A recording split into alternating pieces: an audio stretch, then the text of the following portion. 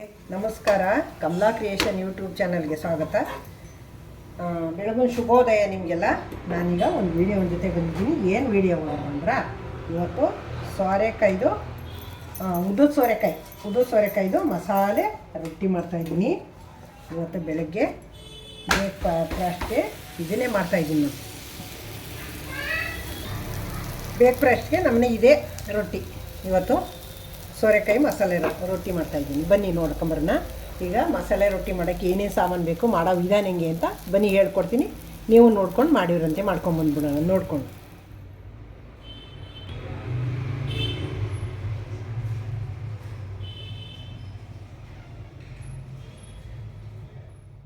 ನೋಡಿ ಸ್ನೇಹಿತರೆ, ಸೋರೆಕಾಯಿ ಚಟ್ನಿಗೆ ಏನೇನು ಸಾಮಾನು ಬೇಕು ಅಂತ ತೋರಿಸಿ ಬನ್ನಿ ಅನ್ನಲ್ಲ. ನೋಡಿ, ಇದು ಮೀಡಿಯಮ್ದು 2 ಈರುಳ್ಳಿ ಸಣ್ಣಕ್ಕೆ ಹೆಚ್ಚಿಟ್ಕೊಂಡಿದ್ದೀನಿ. ಅರ್ಧ ಸೋರೆಕಾಯಿ ತುರ್ಕೊಂಡಿದ್ದೀನಿ. ಒಂದು ಮೀಡಿಯಮ್ ಕ್ಯಾರೆಟ್ ತುರ್ಕೊಂಡಿದ್ದೀನಿ. ಸ್ವಲ್ಪ ಹಸಿ ತೆಂಗಿನಕಾಯಿ ತೊಗೊಂಡಿದ್ದೀನಿ. ಸ್ವಲ್ಪ ಹೆಸರುಬೇಳೆ ನೆನೆಸಿ ತಗೊಂಡಿದ್ದೀನಿ. ಸ್ವಲ್ಪ ಕೊತ್ತಂಬರಿ ಸೊಪ್ಪು, ಒಂದು 2 ಇಂಚು ಶುಂಠಿ, ಅಜ್ವಾನು, ಒಂದು 2 ಸ್ಪೂನು ಎಳ್ಳು, ಇದು ಒಂದು ಕಂತೆ ಸಬ್ಸಿಗೆ ಸೊಪ್ಪು, ಇದು ಕರಿಬೇವಿನ ಸೊಪ್ಪು ಸ್ವಲ್ಪ, ಇದು ಹಸಿಮೆಣಸಿನ್ಕಾಯಿ ಒಂದು 2 ಸ್ಪೂನು, 1 ಸ್ಪೂನ್ ಜೀರಿಗೆ, ರುಚಿಗೆ ತಕ್ಕಷ್ಟು ಉಪ್ಪು. ಈಗ ಅಕ್ಕಿ ಹಿಟ್ಟು ಹಾಕೊಂಡು ಕಲಿಸ್ಕೊಳ್ಳೋಣ.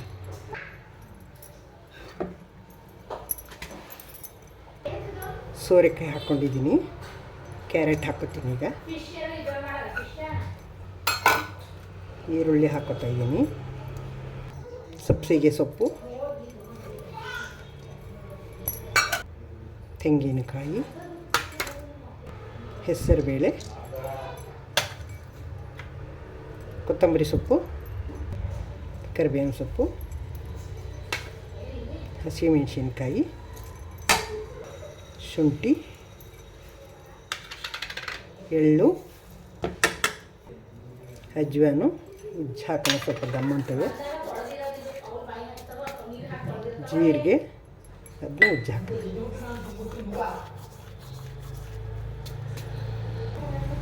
ನೋಡಿ, ರುಚಿಗೆ ತಕ್ಕಷ್ಟು ಉಪ್ಪು ಹಾಕ್ಕೊಂಡು ಮಿಕ್ಸ್ ಮಾಡೋಣ. ಈಗ ನೋಡಿ ಸ್ನೇಹಿತರೆ, ಎಲ್ಲ ಮಿಕ್ಸ್ ಮಾಡಾಯಿತು. ಈಗ ಅಕ್ಕಿ ಹಿಟ್ಟು ಹಾಕ್ಕೊಂಡು ಕಲಸೋಣ. ನನಗೆ ನೀರು ಹಾಕಿಲ್ಲ. ಇದು ಎಷ್ಟು ಅಕ್ಕಿ ಹಿಟ್ಟು ತಡೆಯುತ್ತೆ ಅಷ್ಟು ಹಾಕ್ಕೊಂಡು ಕಲಿಸ್ಕೊತೀನಿ. ನೋಡಿ ಸ್ನೇಹಿತರೆ, ಇದರಲ್ಲಿ 1.25 ಬಟ್ಲು ಹಸಿಟ್ಟು ತೊಗೊತಿದ್ದು. ಈಗ ಗಟ್ಟಿ ಕಲಸಿಟ್ಟಿದ್ದೀನಿ. ಇದೇ ತೆಳ್ಳಗಾಗುತ್ತೆ. ಗಟ್ಟಿ ಕಲಸಿಟ್ರೆ ಅದು ನೀರಿನ ಅಂಶ ಅಲ್ವ ಇವೆಲ್ಲ, ಸೊಪ್ಪು, ಸೋರೆಕಾಯಿ, ಕ್ಯಾರೆಟ್ ಎಲ್ಲ ನೀರು ಬಿಟ್ಕೋತವೆ. ಮೆಣಸಿನ್ಕಾಯಿ ಜಾಸ್ತಿ ಬಾಯಿ ಸಿಗಬಾರ್ದು, ಮಕ್ಕಳಿಗೆಲ್ಲ ಖಾರ ಆಗುತ್ತೆ ಅಂತ ಮಿಕ್ಸಿಲಿ ಮಾಡ್ಕೊಂಡಿದ್ದೆ. ಸ್ವಲ್ಪ ದಬ್ಡ ಮಿಕ್ಸಿಲಿ ಮಾಡಿಕೊಂಡು ಕಲಸಿದ್ದೀನಿ.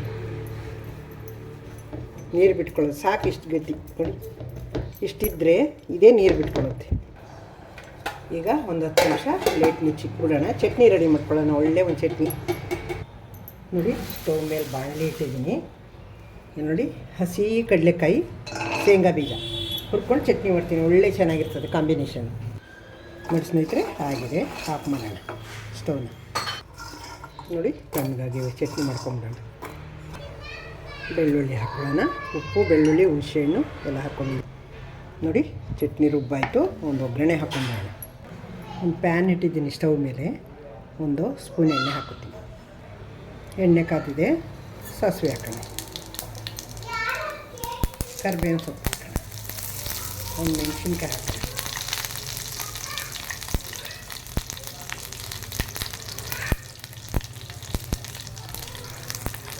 ಒಂಚೂರು ಹಿಂಗೆ ಹಾಕೋಣ. ಸ್ಟವ್ ಆಫ್ ಮಾಡೋಣ. ಈಗ ಒಗ್ಗರಣೆ ರೆಡಿಯಾಗಿದೆ. ಚಟ್ನಿ ಹಾಕೋಣ. ಈ ಥರ ಒಂಚೂರು ನೀರು ಹಾಕೊಳ್ಳೋಣ. ಮಿಕ್ಸಿ ಸ್ವಲ್ಪ ನೀರು ಹಾಕಿದ್ದೀನಿ. ಮಿಕ್ಸ್ ಮಾಡೋಣ. ತುಂಬ ಗಟ್ಟಿ ಇತ್ತು. ಚಟ್ನಿ ರೆಡಿ. ರೊಟ್ಟಿ ಮಾಡೋಣ. ಈಗ ನೋಡಿ, ಚಟ್ನಿ ಮಾಡೋ ತನಕ ಅಳ್ಕೊಂಡಿದೆ ಅಂತ ಈಗ ತಟ್ಕೊಳ್ಳೋಣ. ನೋಡಿ, ಪೇಪರ್ಗೆ ಎಣ್ಣೆ ಸವರ್ಕೊತಾ ಇದ್ದೀನಿ. ನೋಡಿ, ಹಿಂಗೆ ಉಂಡೆ ಮಾಡಿಕೊಂಡು ಹಿಂಗೆ ಹಾಕಿ ತಟ್ಕೊಳ್ಳೋಣ. ನೋಡಿ, ಈ ಥರ ತೆಳ್ಳಗೆ ತಟ್ಕೋಬೇಕು. ತಟ್ಕೊಂಡು ಈಗ ಕಲ್ಲು ಕಾದಿದೆ. ಕಲ್ಲು ಒಂಚೂರು ಎಣ್ಣೆ ಸವರ್ಬಿಟ್ಟು ಹಾಕೋಣ.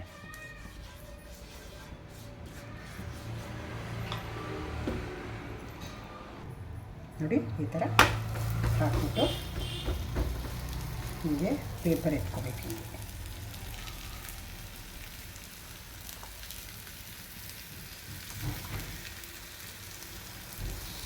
ನೋಡಿ ಇಷ್ಟೇ ಚೆನ್ನಾಗಿ ಬೇಯಬೇಕು ರೈತರೆ. ತಿರುವು ಹಾಕ್ತೀನಿ ಈಗ. ರೊಟ್ಟಿನ ಎಷ್ಟು ಚೆನ್ನಾಗಿ ಬಂದಿದೆ ನೋಡಿ.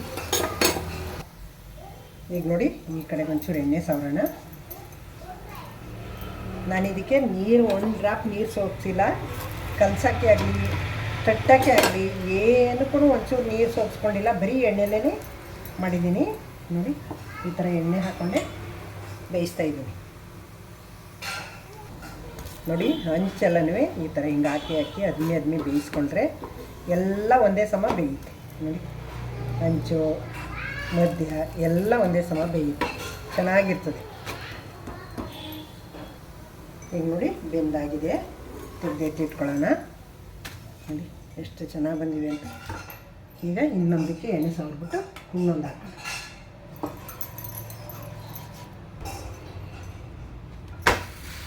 ಈ ಥರ ಹಾಕ್ಬಿಟ್ಟು ಹಿಂಗೆ ಪೇಪರ್ ಇಟ್ಕೊಂಡ್ರೆ ಬಂದ್ಬಿಡ್ತೀನಿ. ಎಷ್ಟು ಚೆನ್ನಾಗಿ ಬರುತ್ತೆ ನೋಡಿ. ಇದು ಎರಡೇ ರೊಟ್ಟಿ ಎಷ್ಟು ಚೆನ್ನಾಗಿ ಬೇಯ್ತಾ ಇದೆ ಅಂತ. ಒಂದೇ ಸಮ ಬಂದಿದೆ ನೋಡಿ. ಎಲ್ಲ ಕಡೆ ಈಕ್ವಲಾಗಿ ಬೆಂದಿದೆ. ನೋಡಿದ್ವಿ ಅಲ್ವಾ ಎಷ್ಟು ಚೆನ್ನಾಗಿ ಬಂದಿದೆ ಅಂತ. ನೋಡಿ ಸ್ನೇಹಿತರೆ, ಸೋರೆಕಾಯಿ ರೊಟ್ಟಿ ರೆಡಿ ಆಯಿತು. ಸರ್ವ್ ಮಾಡ್ತೀನಿ ಈಗ. ನೋಡಿ ಎಷ್ಟು ಚೆನ್ನಾಗಿ ಹೆಂಗೆ ಬಂದಿವೆ ಅಂತ. ಎಷ್ಟು ತೆಳ್ಳ ಬಂದವೆ, ತುಂಬ ಅದ್ಭುತವಾಗವೆ. ಬಿಸಿ ಬಿಸಿ ರೊಟ್ಟಿ ಅದ್ಭುತವಾಗವೆ. ಕಡಲೆಕಾಯಿ ಚಟ್ನಿ, ಅದಕ್ಕೆ ಹಸಿ ಬೆಣ್ಣೆ ಕಾಂಬಿನೇಷನ್ನು ತುಂಬ ಚೆನ್ನಾಗಿರ್ತದೆ ನೋಡಿ. ಬೇಯಿಸುವಾಗ ಎಣ್ಣೆ ತುಪ್ಪ ಹಾಕಿದ್ರೆ, ತುಪ್ಪ ಬೆಣ್ಣೆ ಹಾಕಿದ್ರೆ ಅದು ಸಿಹಿತ್ತಲ್ವ, ಟೇಸ್ಟ್ ಇರೋಲ್ಲ. ಹಸಿ ಬೆಣ್ಣೆ ಹಾಕ್ಕೊಂಡು ತಿಂದರೆ, ಹಸಿ ತುಪ್ಪ ಹಾಕ್ಕೊಂಡು ತಿಂದರೆ ತುಂಬ ಟೇಸ್ಟ್ ಇರ್ತದೆ. ಅದಕ್ಕೆ ನಾನು ಹಸಿ ಬೆಣ್ಣೆ ಹಾಕ್ತಾಯಿದ್ದೀನಿ ನೋಡಿ. ನೋಡಿ ಸ್ನೇಹಿತರೆ, ಸರ್ವ್ ಮಾಡಿದ್ದೀನಿ ಈಗ. ರೊಟ್ಟಿ ಕಡಲೆಕಾಯಿ ಚಟ್ನಿ, ಇದು ರೊಟ್ಟಿ ಸೋರೆಕಾಯಿ ಮಸಾಲೆ ರೊಟ್ಟಿ, ಬೆಣ್ಣೆ ತುಂಬ ಅದ್ಭುತವಾಗಿರ್ತದೆ. ಇದ್ರ ಜೊತೆಗೆ ಒಂದು ಲೋಟ ಚಾಯ್ ಇದ್ಬಿಟ್ರೆ ಇನ್ನೂ ತುಂಬ ಸೂಪರಾಗಿರ್ತದೆ. ಅದನ್ನೂ ಮಾಡ್ತೀನಿ ಚಾಯ್ನೂ.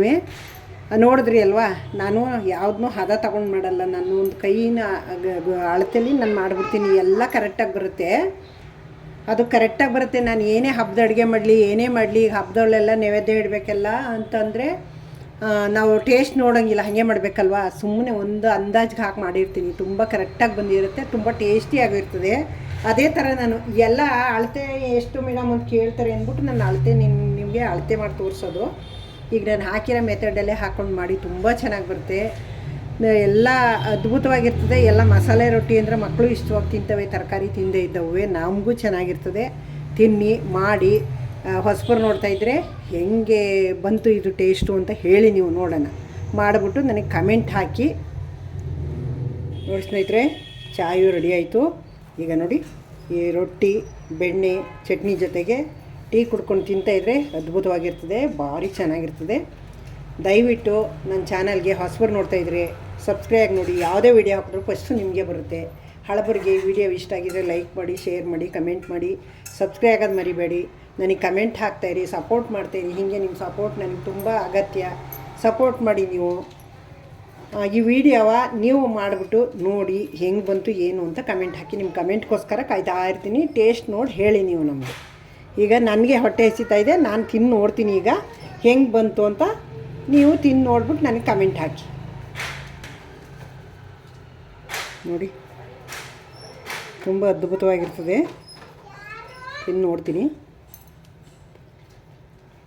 ಎಲ್ಲ ಸೂಪರ್ ಅಂದರೆ ಸೂಪರಾಗಿ ಬಂದಿದೆ. Thank you.